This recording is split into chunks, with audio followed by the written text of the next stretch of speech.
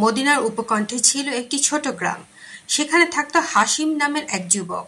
সে নামাজ পড়ত, রোজা রাখত, কোরআন তেলাওয়াত করত, বাহ্যিকভাবে ছিল খুব ধার্মিক। গ্রামের সবাই তাকে পুণ্যবান বলে জানত। কিন্তু তার অন্তরে বাস করত এক কঠিন রোগ, হিংসা। যখন তার চাচাতো ভাই রাফি ব্যবসায় সফল হতে লাগলো, হাসিমের মন জ্বলে উঠল। সে রাতে রাতে তাহাজ্জুদ পড়ত ঠিকই, কিন্তু অন্তরে আল্লাহর উপর ভরসার বদলে জেগে উঠত ঈর্ষা। রাফির ব্যবসায় ধ্বংস কামনা করে সে দোয়া করত, অথচ সে ছিল ধর্মপরায়ণ। একদিন রাফির দোকানে আগুন লেগে যায়। হাসিম খুশি হলেও প্রকাশ করে না। তবে রাতে স্বপ্নে সে দেখে সে কিয়ামতের ময়দানে দাঁড়িয়ে। তার নেক আমলের পাহাড় দেখে সে আনন্দিত। কিন্তু কিছুক্ষণের মধ্যেই একজন ফেরেশতা এসে বলল, তোমার আমল তো আগুনে পুড়ে গেছে। হাসিম চিৎকার করে বলল, কেন?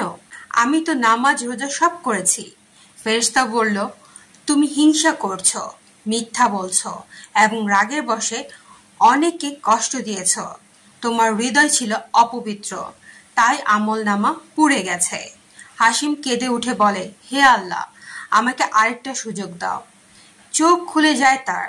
সে বুঝতে পারে এটা ছিল আল্লাহর পক্ষ থেকে সতর্ক বার্তা। পরদিন ভোরে সে রাফির দোকানে গিয়ে ক্ষমা চায়, নিজের ঈর্ষা স্বীকার করে আর শুরু করে আত্মশুদ্ধির এক নতুন জীবন। আমল শুধু বাহ্যিক কর্মে নয়, বরং হৃদয়ের শুদ্ধতায় নিহিত। রাগ, হিংসা আর মিথ্যা এই তিনটি আগুনের মতো, যা আমাদের সঞ্চিত নেক আমলকে নিঃশেষ করে দিতে পারে।